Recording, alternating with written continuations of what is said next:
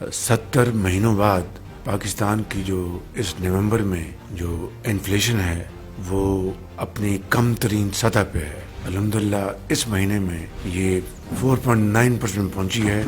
یہ اللہ تعالیٰ کا بڑا احسان ہے. الحمدللہ یہ ایک 70 ماہ بعد یہ ایک کمی آئی ہے. خدا تعالیٰ کے فضل و کرم سے اس سے مزید ملک کے اندر عام آدمی غریب آدمی کا بوجھ کم ہوگا.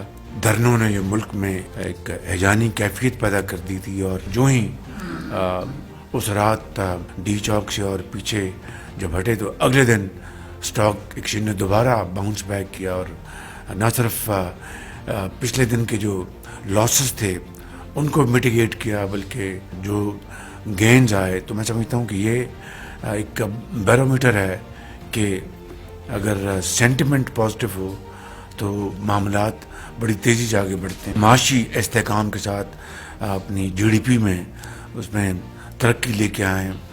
ملک کی economy, exports, remittances, production, local industry, employment, special economic zone, یہ سارے وہ بڑے امپورٹنٹ یہ اہداف ہیں جس کے اوپر ہمیں بڑی عرق ریزی سے اور اب محنت سے کام کرنا چاہیے. مارکیٹ میں چینی کی قیمتیں خالی اس وجہ سے کم نہیں رہیں. سمگلنگ جو ہے افغانستان کی وہ زیرو ہو گئی.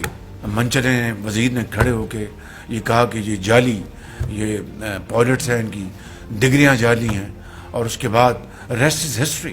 آپ کو اربوں ڈالر کا نقصان پہنچا. آپ کو اسی ایک پوائنٹ کے اوپر خواجہ آصف صاحب کو دل کی گہرائیوں سے مبارکباد پیش کرتا ہوں.